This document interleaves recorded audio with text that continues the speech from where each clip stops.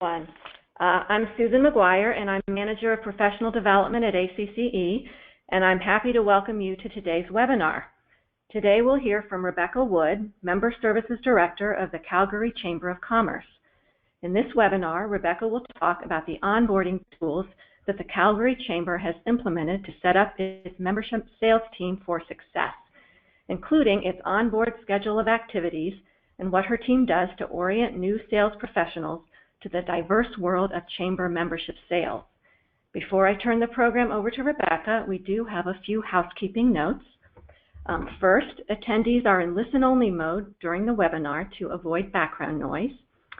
And second, after Rebecca's presentation, we will have time for questions, which you can ask by using the question function of the webinar. The question box is on the lower right-hand corner of your screen. Just type in your question, and I will read the question to Rebecca after her presentation. If we run out of time and don't get to your question, or if you have a question that you would prefer to discuss with Rebecca individually offline, or perhaps you need to talk to someone else at ACC about, please feel free to contact Rebecca directly. Her contact information will be included in the presentation, and it will be on the last slide. So we here at ACC can also get in touch with you afterwards after the webinar. Third, I did upload several of Rebecca's handouts already, and you will be able to find those on the webinar screen, and you can access them on the lower right-hand corner where it says handout. You can hit that little plus sign if it's not already open and double-click, and they should either automatically download or then you can right-click and save them. So I have her presentation and then two handouts. If for some reason you can't download the documents, or you're having trouble, or you just don't want to bother with it now, that is no problem at all. I will post all of this information and perhaps some additional links that come up during the webinar along with the webinar recording. And finally, speaking of which, this webinar is being recorded, and it should be up on the ACC website on the ACC University webinar page by tomorrow, Friday, November 18th. And as I said, I'll also post the presentation slides along with the webinar recording, so you'll have everything in one place. So with that, I'd like to introduce our speaker. Rebecca Wood is the Director of Membership at the Calgary Chamber of Commerce. She leads a team of sales professionals and customer service representatives who deliver service daily to local businesses. When Rebecca joined the Chamber in 2012, her first task was to rebuild the membership department to support the Chamber's vision of a member-centric organization. After restructuring the membership dues model to increase value, new membership sales doubled the following year and continue to grow. The processes she has implemented to focus on member engagement is reflected in the increased customer satisfaction and retention of Chamber members. Rebecca has a love for business, which started with the completion of a Bachelor of Commerce degree from the University of Calgary. Since then, she has consulted with businesses as a tourism development officer with the Government of the Northwest Territories, led a team as General Manager of the Yellowknife Tourism Association, and exceeded sales targets in business development with the Calgary Stampede and the Global Petroleum Show. Rebecca attributes her success as a sales professional to delivering quality customer service and working collaboratively as a solution provider. Rebecca is also mom to 3 young children who are active in hockey and music, and when she has spare time, she likes to explore the nearby Rocky Mountains on cross-country skis. So with that, Rebecca, thank you so much for being here today, and I will pass it over to you. Great. Thank you so much, Susan. That was quite a Canadian introduction, so I appreciate that as I'm staring at the snow that is coming down outside my window. So thank you all for joining me today, and I look forward to the presentation and to our conversation on onboarding tools for membership success. So I'll just highlight here our agenda today and what I'm going to cover. I will give you some information about the Calgary Chamber, just so you can put this into perspective with your own chambers. I'm going to talk about our hiring process. Part of this has recently changed, and it has impacted our success in onboarding new people to the chamber. I will go through the first 12 weeks of our onboarding schedule. This will be the meat of the presentation. It is 12 weeks because we have in Canada a 90-day probationary period. And at that time, someone can decide that it's not the right fit and leave the organization, and there isn't any financial obligation within that first period. So we find that that's the key time to onboard our new members. And I'll also talk a little bit about what I've learned along the way, because I have failed and failed again, and that all has helped inform my decisions on what I do in those initial onboarding and hiring phases. And then I look forward to some questions and some discussion on the presentation today. So I'll just give you an overview first of the Calgary Chamber. We have an advocacy focus here at the Chamber, as do all chambers. However, one thing that's different is we do have separate organizations that perform the economic development function for the city as well as the tourism function. So we're a standalone business association that's primarily focused on advocacy for our members. We have 1,575 member organizations within the Chamber, and we've been on tiered dues since 2013. This year, we're excited to celebrate our 125th anniversary. We're actually older than the city, and we have reached total annual membership revenues of just over $1.5 million. So those of you who are participating in the ACCE Circle of Champions, we've now rolled up to the top category there just this year, so very excited about that. And we also have average new membership sales per month around $30,000, and this has been consistent over the last 2 years.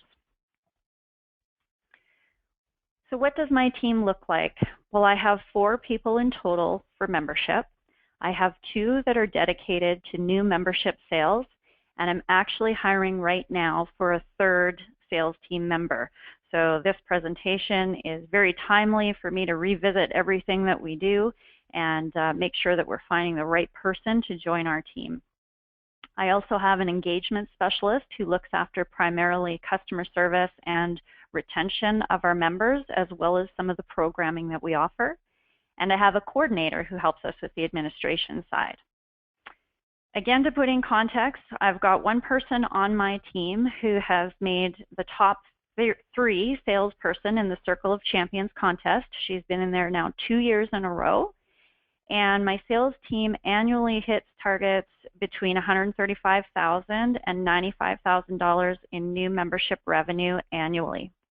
The $95,000 I put in there because that's the lower end of just a new person coming on board, and then $135,000 is consistent for my top performers. And our average membership sale is $1,000.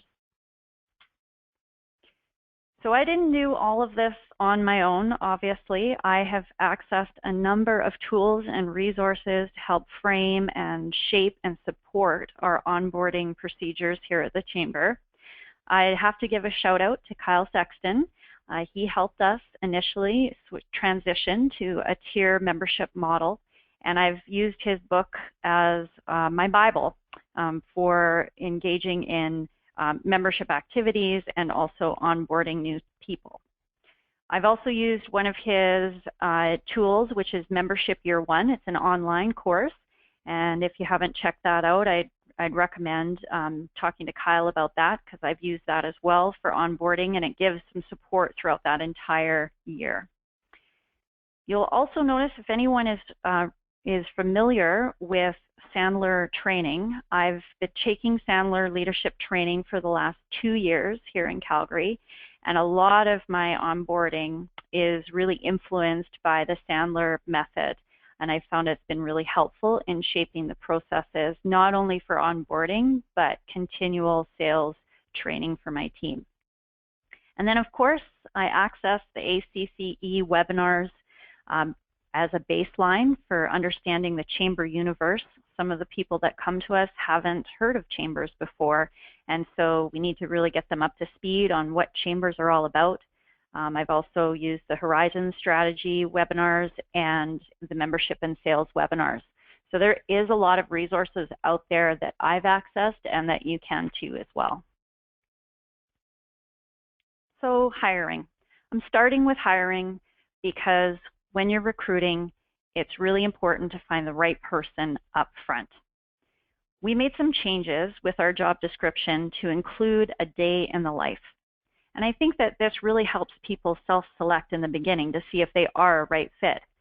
Membership sales is such a diverse job. I have been in the back room of a tiny little shop in their office with the manager talking about membership, and then walked across the street and had to go to the top of an oil tower office building in their penthouse suite to talk to their CEO. So you have to be prepared for whatever is thrown at you. I've included our current job ad posting so you can see what we've written as the description of a day in a life. I also have 2 non-negotiables when I'm looking at resumes.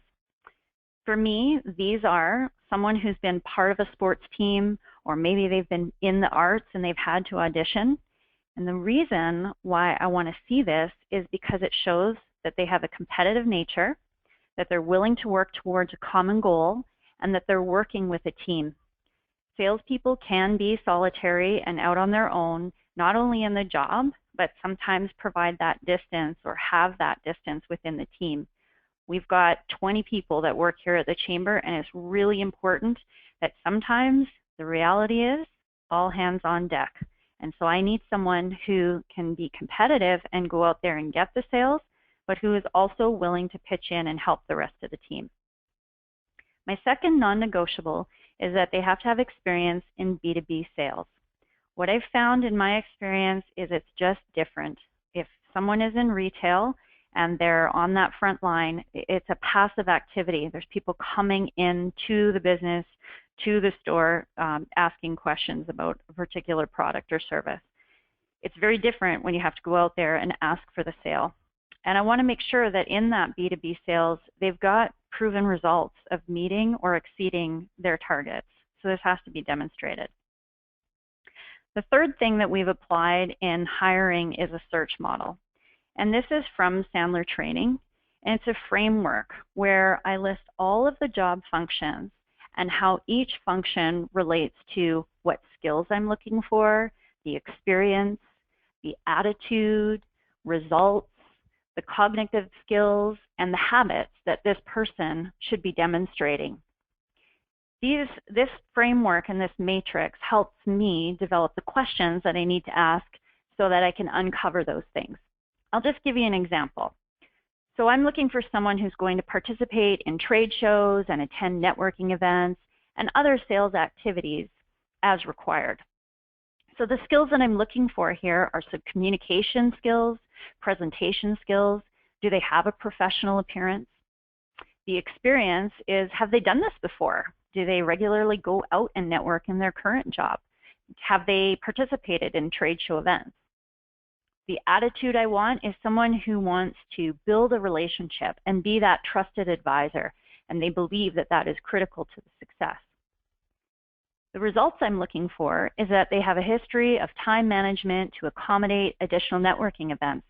We all know chamber jobs are not 9 to 5, and I need to make sure that they've got some flexibility and that they can schedule themselves to have time to go to those evening events or go to those breakfast sessions.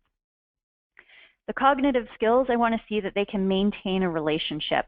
So who are the people within their sphere of influence and the people that they've worked through before? And can they give me an example of a sales relationship that's been ongoing? And then the habit that I want, that they're actually attending events. That's really important. They can say that they do, but have they actually gone to one? So the second thing that we've changed within our hiring process is this has been a chamber-wide initiative to hire for cultural fit. So yes, we want to check off all the boxes that they do have those skills and experiences, but we really find it important that they have to fit within our values. These values are to never stop pushing, get it done, make an impact, and do what's right. We developed these 4 values with our team and an HR consultant, and we apply it now when we do our interviews. So we start with an initial phone interview to screen out someone either based on salary expectation, or maybe they just don't come across right within some of the questions that we're asking around the values. Once we complete that part of the hiring process, I get them to do a test. I have a phone line set up, and they have to send me a voicemail convincing me why I should call them back. And I can tell you, I have heard the whole gamut, and it's quite interesting to hear what people do on that initial call. It tells me a lot. I've also incorporated 2 digital tools, a DISC profile and a Divine profile, to help me understand if this person has a communication style that is fit to do sales. Then we get to the community interview. This is where we have someone from our frontline team and our leadership team meet one-on-one with the candidate to suss out if they do demonstrate these values within their past experiences, either work or school or community. Once they get past that phase, we do an in-depth interview, and this is where I bring the search model back to influence the questions and get really into a deep dive to understand that person, not only on the values, but on their skills and the activities and habits I'm looking for. All right, we're here. We're at onboarding. And onboarding, I believe, it starts before the very first day. Once we've made the decision to hire, I send out a welcome email. And in that email, I send a link to the video of Simon Sinek, Start With Why, from YouTube. So why do I do this? A couple of reasons. This video was instrumental in shaping our chamber when our CEO came on board about 5 years ago. He went back to being a member-centric organization, and that we really had to understand why we were here before we could move forward. I also find that this video is really helpful in sales. When we start conversations, we can tend to skip right on to how we're going to solve that issue for you and what are the features and benefits that we can provide. But if we don't know the why behind it, or why it's important to the prospect, or how much pain it's even causing that they're motivated to fix it, it won't really matter what we say. All is going to be lost. So I really like this video as a foundation that they can watch before they come into our organization to really get a sense of where we've been and where we're going. I also send them an expectations worksheet. There are 4 things that I put on this worksheet. The first one is they have to write down the top 5 expectations they think that I will have of them in this role. So some examples could include, well, I'd be expected to achieve my financial targets. I would be expected to be an ambassador of the chamber. And they've got to record these and think about it before we meet on day 1. The second thing on the workshop is the top 5 monthly prospecting behaviors that they think are necessary to be successful. What I'm looking for here is active activities. So I'm going to attend networking events. I'm going to make revenue calls. And I also want them to think about how many times they need to do this per month in order to reach their sales targets. The third thing I ask is, what methods do they think I should use to hold them accountable? Should we be doing weekly check-ins? Do they want me to follow up with them every day at the end of the day? Do they want me to connect with them at the end of the month to make sure things are going well? So what do they think they need to be accountable? And the last thing that I ask them to think about is, what should the consequences be if these expectations and behaviors are not met? So again, examples could be, well, we'd have a pretty difficult conversation about why. I'd like some more support and training. And I've even had people say, well, I guess you're going to fire me. And that's the reality of it. But we're starting with getting them thinking about what the expectation is, how they're going to be accountable, and what we're going to do in this role. I also provide them with a welcome book, and books I've used in the past, as I mentioned before, is Remembership by Kyle. I've also given out the Start With Why, the full book of the video by Simon Sinek, and also The Happiness Advantage by Sean Acor. Just some things to kind of set that tone about what it's like to work here at the Calgary Chamber. And I also include a membership package, which does go through our brochures and all the features and benefits, although that's more just for their information. We'll get to that later. So what does the first day look like for this person? Well, right off the start, I meet with them to review the expectations. So I've asked them to fill out that form. I too fill out that form and we go over it together. What I'm looking for here is to collaborate to create a third document that we can both agree on. I want to make sure that we are starting with a blank slate and we both know exactly what is expected to move forward and be successful in the role. So if they've got some of those passive activities that they're going to do, like I'm going to research the company on the web before I go talk to anybody, or I'm going to read through the latest business magazine, that kind of stuff is not very active. I want to focus those sales activities on things that they can control and that actually gets them out and about. So I do have uploaded there a sales activities example sheet. And these things are like making revenue calls, going to meetings, attending events, asking for the close, very things that put the salesperson in control. And you'll notice I wrote on there asking for introductions.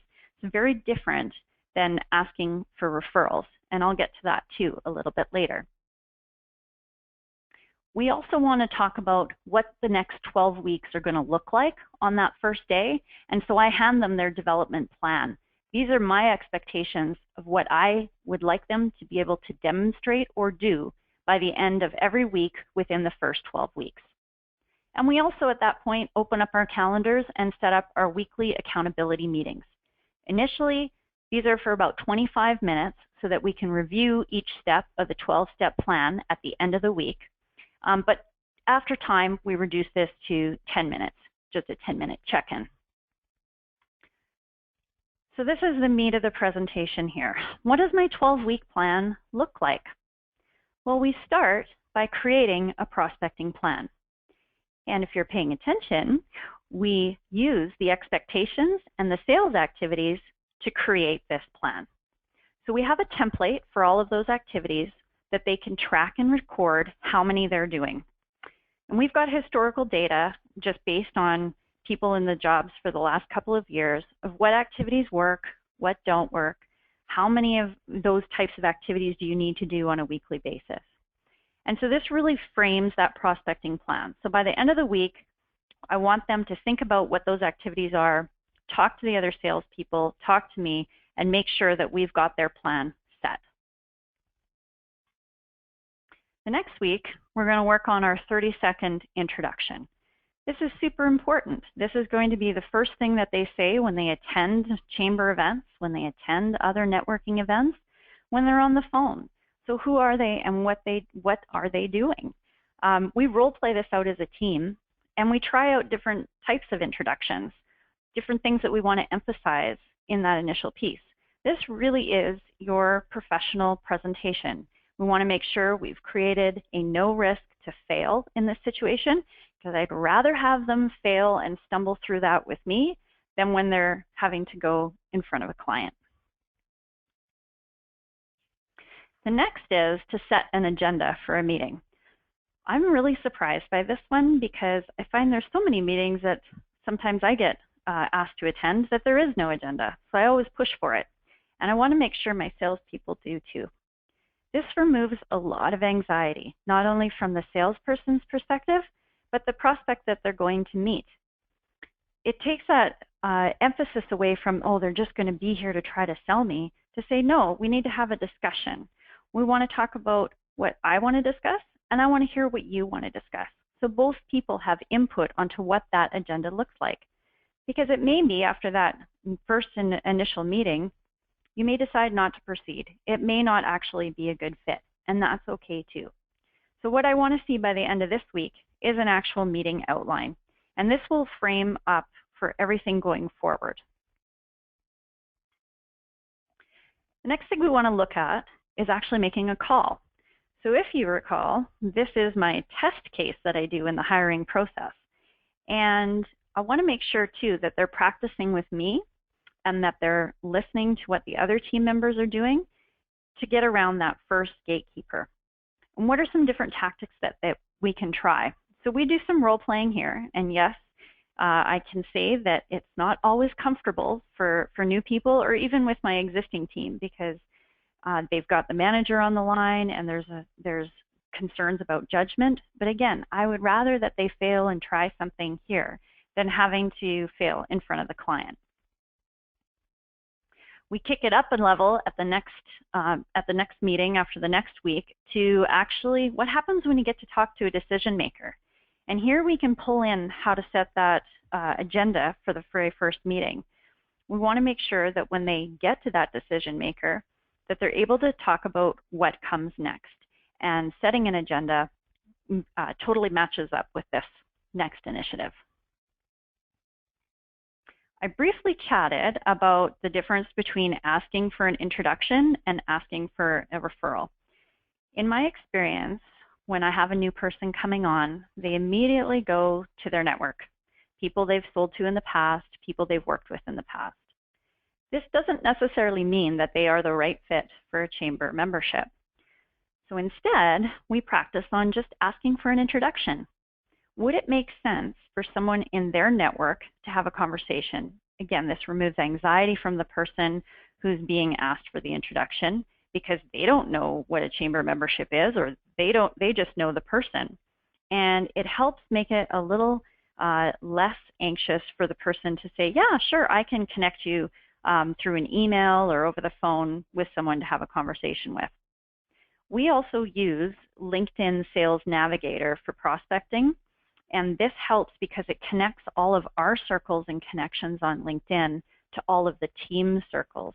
So we can use one another as well to ask for those introductions. Next is about questions, generating lots and lots and lots of questions. Why would we be the choice over another chamber or association or even a networking group? In Calgary here, we have an organization called BNI, which is a very focused, targeted networking group. And we also have lots of small rural chambers around the city that people are considering joining as well over our chamber. So what we're after here is really to work with the prospect to help them convince themselves that we are the better option, and that the choice to go with the Calgary Chamber over a different option is going to be a better fit to solve their issues. So we're creating the questions to help lead them down that path and not answering the questions for them. And sometimes we're not the right choice. It's better to find that out up front instead of wasting time and going through the process further. So I really encourage our team to go for the no. Talking about more questions, we look at creating questions, determine budget, and what the internal decision-making process, what is at their organization. This is something that came up for us a couple of months ago. My salespeople had some concerns about asking about budget, some money concerns. And if we don't know if there is even a budget to work with, how do we know that we're even going to move forward? Where are they going to come up with the money? So I think it's really important to put that up front. If this is a decision that's going to be based on price alone, if they have a budget aside for either marketing, promotion, professional development, or supporting a community support budget. And it also helps on the understanding how that process is going to be made. My team was sending out applications and hoping that they were going to come back because the person said, yes, I will sign up for a chamber membership. But they weren't understanding, did they have to go back to a team to get consensus? Did they have to have an invoice issued so that their accounting department, who pays everything out in 60 days, needed to be involved? And they didn't open up that conversation to allow themselves to go back to ask those questions. So they were spinning out of control and waiting and waiting and waiting. They didn't want to feel like a pest to continue to follow up and have their calls ignored. So we went back and revisited this from the onboarding to say, let's ask those questions right up front. Is there a budget? And how is this decision going to be made? Who else needs to be a part of the conversation? This one here is about upfront contracts. And I find this really important as it really helps walk people through the sales process. And even with my team, you could say that the initial meeting on expectations and behaviors was an upfront contract to say, this is the services that I need. This is the services that you can provide. And we're going to move forward with that on an ongoing basis. I think, too, the upfront contract removes the fear from the prospect that we're just there to try to sell them something and makes it more of a conversation. We both know what comes next. I've asked permission to follow up with you at a certain date and time, and it's very clear. We can also talk about what happens if you don't answer my call. Do you want me to continue to call you back? And you can address all of this up front, all of the pitfalls and things that happen, so that you have permission to go back and keep that conversation going. So we finally get to conducting an entire first appointment with a prospect. We do this initially as a role play. So we've done this with our team where we've engaged with our engagement specialist and our coordinator to be the member or the prospective member and work with the sales team so that they can ask the questions and walk through the process. We also make sure that our new person goes along on ride-alongs. So they go with the engagement person to see what it's like after a person becomes a member. They go along with the salespeople, and they also go along with me to meetings. Everyone has a different style, even though we're operating from the same base. And so we want to make sure that this person feels comfortable in appointments and can see all the different varieties that we can walk through all of these questions along with the sale. Handling objections. I don't even know why I put this on here. We don't get any objections, do we, ever, about joining the chamber? I'm sure we've all encountered many objections. And one of the ways we've practiced this is in our team meetings. And it's kind of fun. We get the engagement team on board to throw these objectives out because they are the ones who end up having to get the members renewed.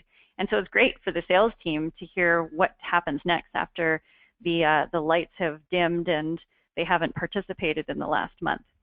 So what we really want to work on here, though, is getting the prospect to handle their own objections. So it's asking those questions again. Why would budget be an issue? Why would time be an issue? Just, again, trying to get to the meat of it and focusing on answering those questions instead of defending. We don't ever want the salesperson to have to defend the chamber membership. So we get to this point where we now can create a sales plan for the next year.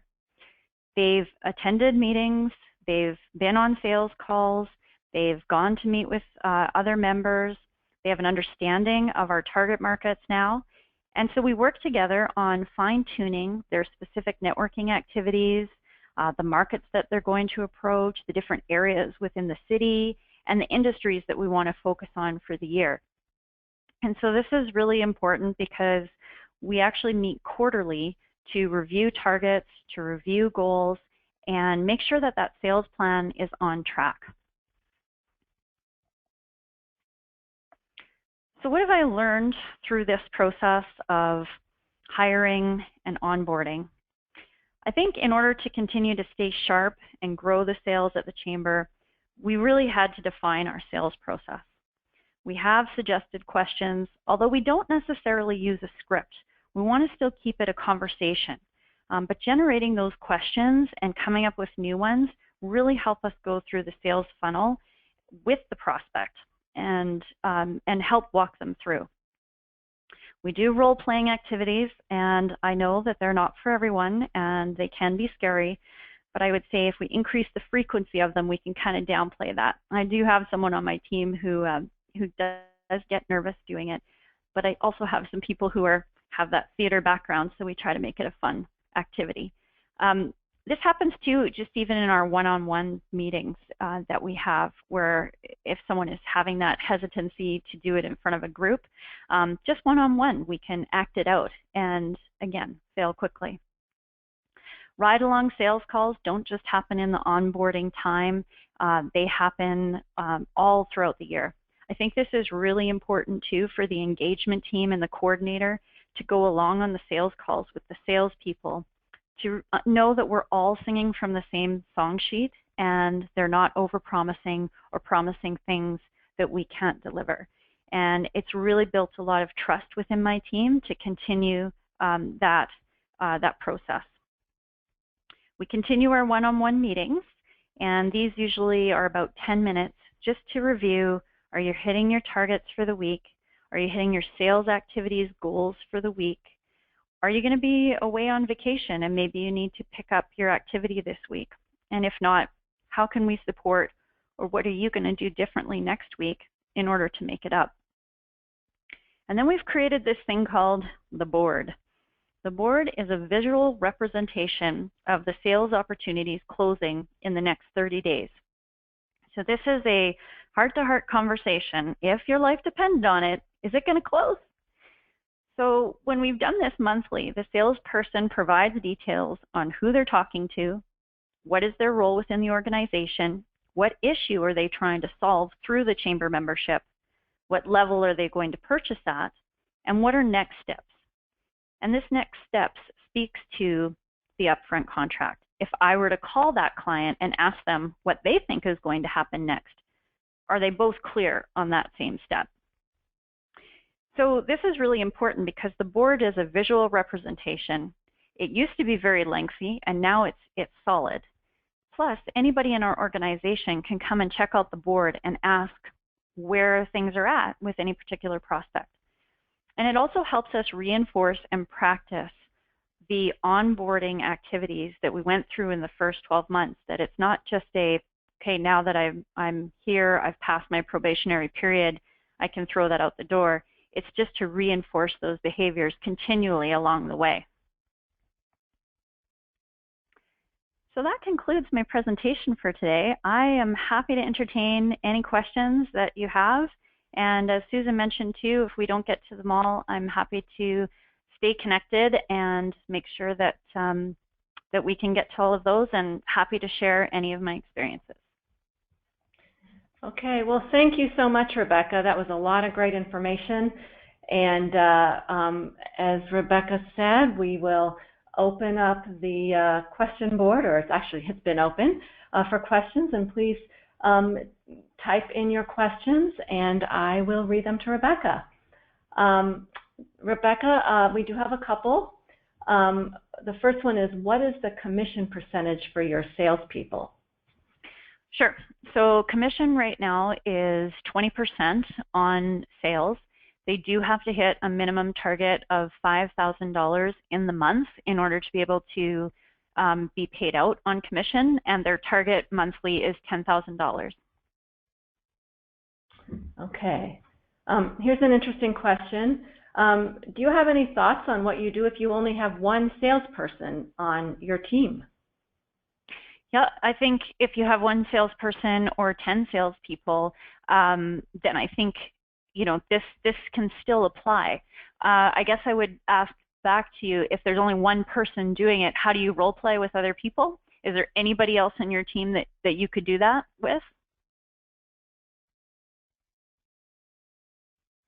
She said the general manager? Yeah, for sure. Well, you could get your general manager to come out on calls with you. I think that would be a great accountability partner, because the general manager is leading that organization.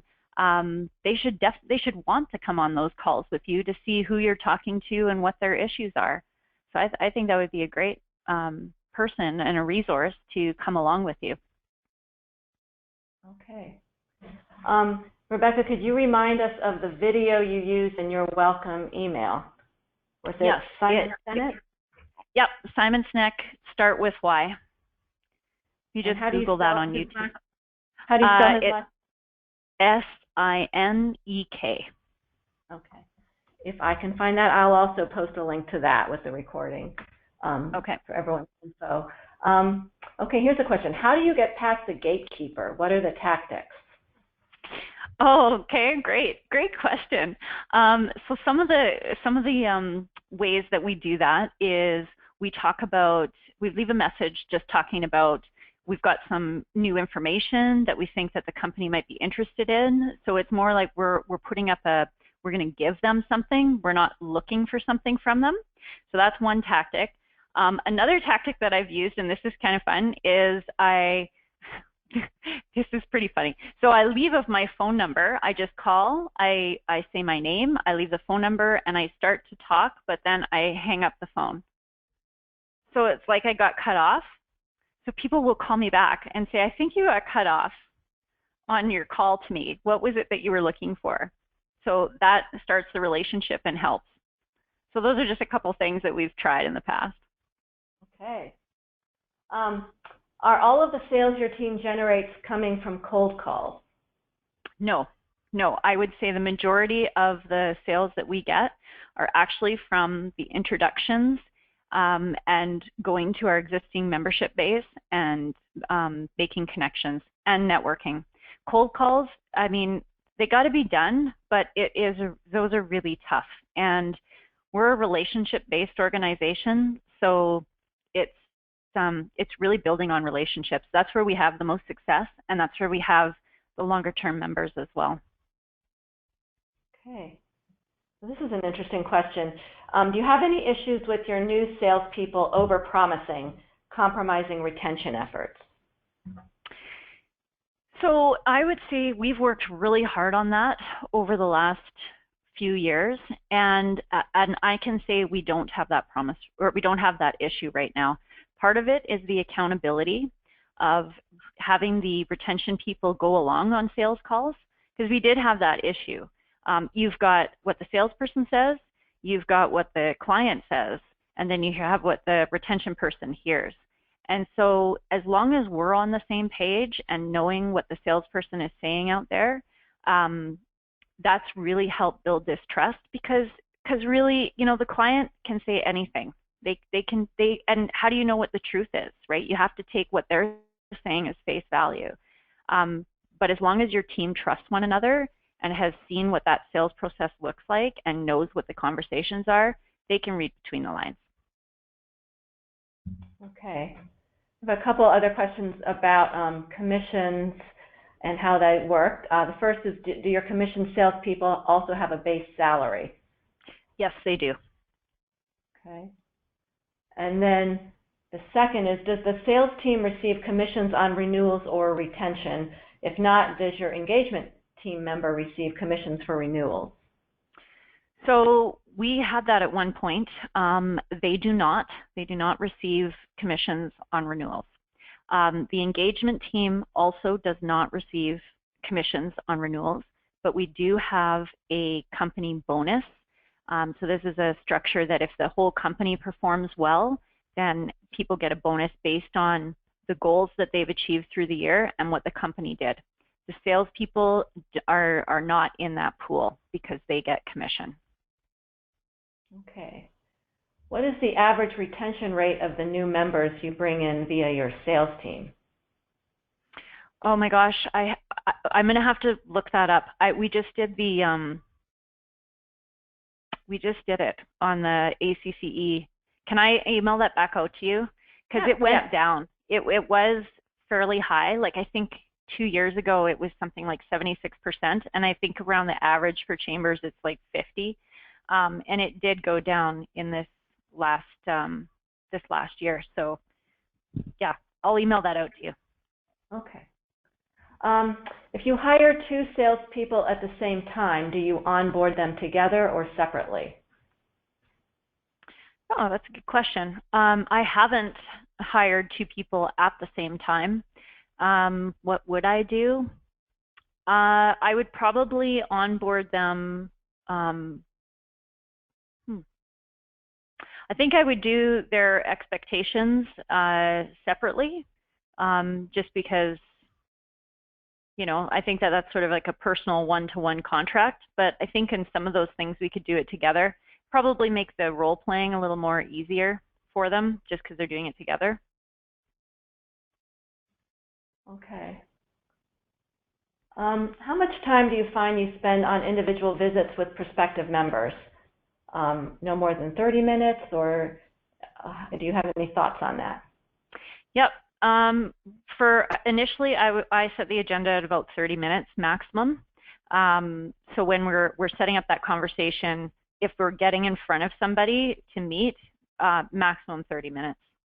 Because I think in that first conversation, you're really just trying to determine if it makes sense to move forward, and you want to hear a little bit about their business and what their issues are. Okay. So this question references the 30-second introduction. Mm-hmm. What does that 30-second introduction sound like? Can you give an example? Sure. So my name is Rebecca Wood, and I'm the Director of Member Services here at the Calgary Chamber. Right now, I am looking for a sales representative who wants to contribute to the business community of Calgary and help businesses grow and be more successful. Okay. That's it. So it's something that I'm looking for. That's the hook, and I'm putting that out there. Yeah. Can you provide us with an example agenda of a meeting with a prospect? You were talking about the importance of making up the agendas. Yep. An agenda before the meeting. Yep, definitely. So when I'm starting an agenda with a member, I say typically when we first get together, people that I'm starting to talk to, they want to know a little bit about the chamber and what we do. I want to hear a little bit about your business and some of the challenges that you're having. And then at that point, we can decide if we want to continue the conversation, if it makes sense to, or if it doesn't really make sense and this is something that is not going to fit in with your organization. Okay. Do you have contract salespeople, and if so, what commission structure? We don't. They're all employees. Do you have a hand in renewals? How do you balance that with new member sales? Oh yeah, so I do, and I'm actually today we're sending out our biggest renewal of the year. This is always my time when I have like the butterflies in my tummy. So yeah, I'd say I work kind of 50-50 with the engagement and renewal team, and then with our sales team. Yeah, it is a balancing act because our renewals represents like $1.3 million of our annual budget, so it's more than a third of our budget. And lately I've pulled in some additional resources. We've engaged with a call center to help us with some of the follow-up calls. We have quite a detailed process that is partially automated, making sure that we send out email reminders, email links to pay their invoices online. We do print and mail as well. So we have a fairly comprehensive process for that kind of, it runs every month on the renewals. But yeah, I'd say, and then we do sort of bigger activities year round. Like in the next couple of weeks, we run an activity where we just call all of our members to thank them for their investment. And this year we're focusing on our higher net worth members, the ones that are more engaged and committed, just to really say thank you. Our city is going through a recession right now, so we're wanting to make sure that they're happy. Okay. Can you elaborate on your statement when you said you should not have to defend the chamber? This person says that he's, sometimes their sales folks are told, I see no value in joining the chamber. How do you respond to that? How would I respond? Thank you very much. I agree that we probably shouldn't be working together. End the conversation. That person is either a tire kicker, like they're not really interested, and they're saying to you, dance for me. Tell me about all the features and benefits. I want to hear it. Well, why? It sounds like they're already coming from a closed position. And I find sometimes if you say, yeah, actually, you're right. we shouldn't work together. You'll either get one of two responses. That's the end of the conversation and they walk away, or now they're going to start talking about, no, wait. I'm curious about something else. So I would say, always be in that position of control and be in that position of equal business stature. I get frustrated too, and I have been in those calls where, you know, someone's like, okay, tell me why I should join. Tell me why I should be a member. I just try to flip it right back to them. But well, why would you want to be a member of the chamber? Why would you want to be engaged with your business community? And put it back to them, because you know, there's so many other businesses out there, and I don't like wasting my time with someone who is just looking for you to try to convince them. Let them convince themselves. Okay. Well, the person who asked the question said, perfect, thanks so much. That's exactly what he did. Oh, great feedback. Let's see here. Does your chamber also have a marketing budget / plan that aligns with sales efforts? So yes, in the past couple of years, we have had a marketing budget specifically to do some greater community marketing. So we did some billboards, TV ads, print, social media, and I think we put about $50,000 into that, and then we leveraged partnerships with like Pattison Signs and different, and our television stations to try to make that amplify it. And what we found was, although it gave us some good visibility in the city, when we did surveys through to the general business community, it didn't really make an impact. So we decided that this year we're not going to put a whole bunch of money into that. Like, in fact, we're not going to run the campaign at all, and we're going to focus on our existing members and the people who kind of know us. So either people who've been members of the chamber in the past, or people who are thinking about being members, and less on the general business community, because it just feels like it's going into a black hole, that money. So we'll see how this year goes. I'm curious to see that as well. We do have, you know, a nominal budget to continue to produce brochures. We are investing in upgrading our website this year. So we're doing that as a strategic investment, not as like a annual operating expense. So that'll change. And I'm just trying to think if we've got, oh, and we also have a municipal campaign. We have a municipal election happening next year, so we'll be focusing any marketing dollars around that as well. Okay. Can you provide an example of the board you use to track where you are for the month? And I think she means a document or something that you could send me and I could post, or yeah, I can do that. Yeah, I'll just I'll send you my little Excel spreadsheet of it. No problem. Okay, thank you. Do you bonus only on sales the salesperson goes after? So this person says she often feels like call-ins, walk-ins, and online are not a direct reflection on the individual, but the entire operation. What are your thoughts on this?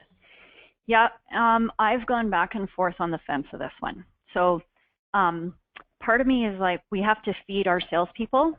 Our salespeople need to eat. And so how hungry do you want them to be? And I don't want them to starve. So what we've done is any incoming calls or inquiries, either through the phone or the website, we've set it up on a rotating basis. So 1 week, it's one of the salesperson's lead weeks, so anything incoming they get to deal with, and then we swap that back and forth between our salespeople. I am okay with this because generally a lot of those initial inquiries are not like they're those tire kickers, or they're not a right fit for the chamber, or they're just not our target market. And so I don't really want our team going to find those people, and I don't want them to spend a lot of time with those people. So they look at it like, well, if I can convert any of those ones, that's kind of the gravy. It's not what I depend on. It's not my bread and butter. It's just that little extra lift that I get if I can convert them. I have had a person who wasn't successful because they waited every month for their lead week to come and hoped that they would get something good. We've had weeks where there hasn't been any inquiries, and then we've had weeks where there's been, some good ones. But generally what comes out of that is not a whole heck of a lot. So I'm okay with it in giving it that way out to the salespeople, just to give them that bit of a bump. They still got to do the work in the end. I mean, it's not like they convert themselves. We do accept memberships online, so anything that comes in online obviously is not commissionable to anyone, unless they can prove that they've directed that person to sign up online, so they've got a history of meetings with them. But yeah, we have that available. And we get about, just to put it in context, we get about $50,000 in sales through our website annually. Okay. Would an inside sales temporary team work for a membership drive blitz? Okay, so I've done a membership drive before, and we had the team more on as a support, like administrative support, but we utilized our member volunteers to make the calls. I don't see why not. I think the inside sales team would have the better relationships with members, and you could even you could turn it into, yeah, I mean, that totally makes sense. We don't have, that's one of the things I'm actually thinking about is if we need an inside salesperson to work our existing accounts. Our engagement team does a really good job of pulling out people who may be looking for a different solution and tossing it back over to the sales team. But I think we could probably increase that a little bit more. So I'll throw that back out to the person who asked it. Maybe we should have a conversation about it offline. Yeah, feel free to contact Rebecca at her email or her phone that she's provided here if you all have any other questions you want to carry on the discussion further. I have time for just a few more questions.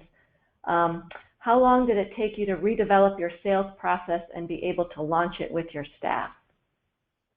I would say it took about, like, to the point where I am now, I would say it took me about a year. It took a long time. When I first started, my first initiative was to transition to tiers. So I had to create the tiers and do all that rollout. And then I had to build a team.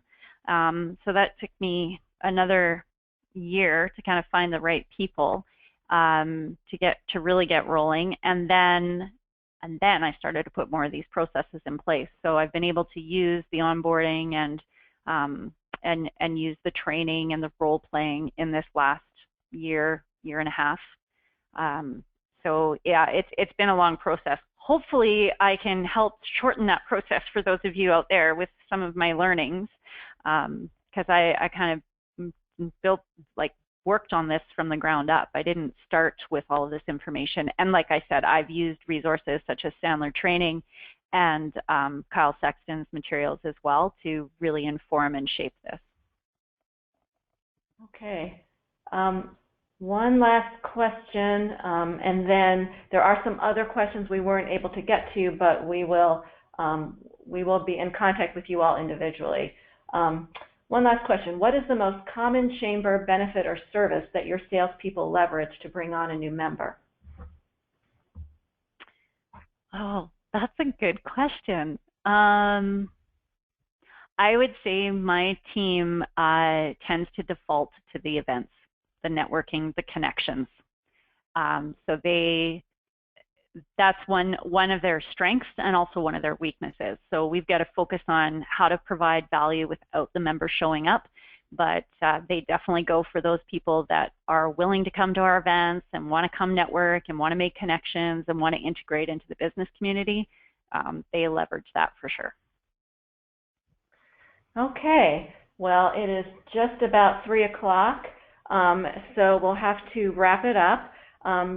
Thank you, Rebecca, for this information and for providing the fruits of your work to develop this program to our members. And thank you, everyone else, for listening, your great questions and participation. And please, keep the conversation going. Rebecca's information is on the screen now, and if there's anything we here at ACCE can do to help you with the sales, membership renewal, retention process, please contact me or a member of our HERO team at HERO, HERO@acce.org, and we can introduce you to the resources we have. Just a reminder that this webinar is being recorded, and I will post the recording. I'm going to do my very best, barring any technical issues, to have it on our webinar page by tomorrow, Friday the 18th. I'll include Rebecca's handouts and the other additional information and links that we've discussed today with that. Remember, you all get 1 CCE credit for this webinar, so if you are thinking about your CCE for the future, please do think about it, and you will get 1 credit for this webinar.